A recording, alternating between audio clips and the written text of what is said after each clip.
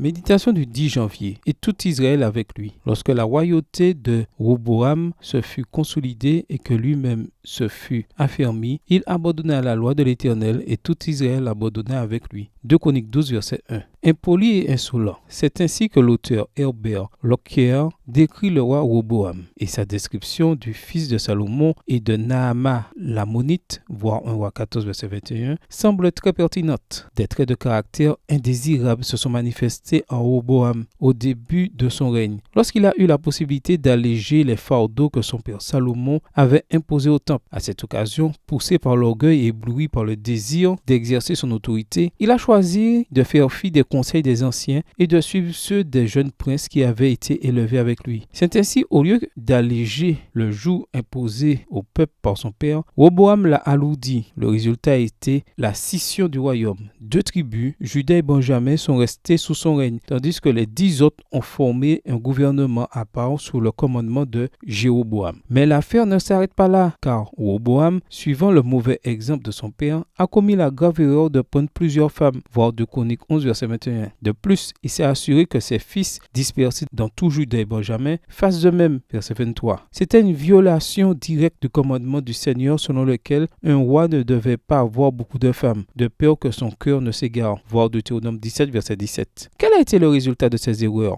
Notre verset d'aujourd'hui le dit clairement. Roboam abandonna la loi de l'Éternel et tout Israël l'abandonna avec lui. Les effets de son mauvais exemple ne se sont pas seulement fait sentir dans la sphère familiale, ils se sont répandus dans tout son royaume. Idolâtrie, sodomie et abominations semblables à celles pratiquées par les nations païennes que Dieu avait rejetées. Voir 1 roi 14, verset 24. Ce que nous lisons dans le livre Prophète et Roi est donc parfaitement exact. Nul ne souffre seul de son iniquité. Nous conduisons nos semblables vers le bonheur et la vie éternelle ou vers les abîmes de la tristesse et de la mort éternelle. Extrait du livre Prophète et Roi, chapitre 6, page 63, livre écrit par Ellen G. White. Par votre influence, où conduisez-vous les autres? Vers le haut, vers le bonheur et la vie éternelle, ou vers le bas, vers la mort éternelle? Notre prière. Bon Père Céleste, permets-moi aujourd'hui d'avoir une influence positive sur les personnes que je rencontre, à commencer par ma propre famille. Surtout, aide-moi à vivre de telle sorte que mon témoignage apporte gloire et honneur à ton nom. Bonne journée à vous et que le Seigneur vous bénisse.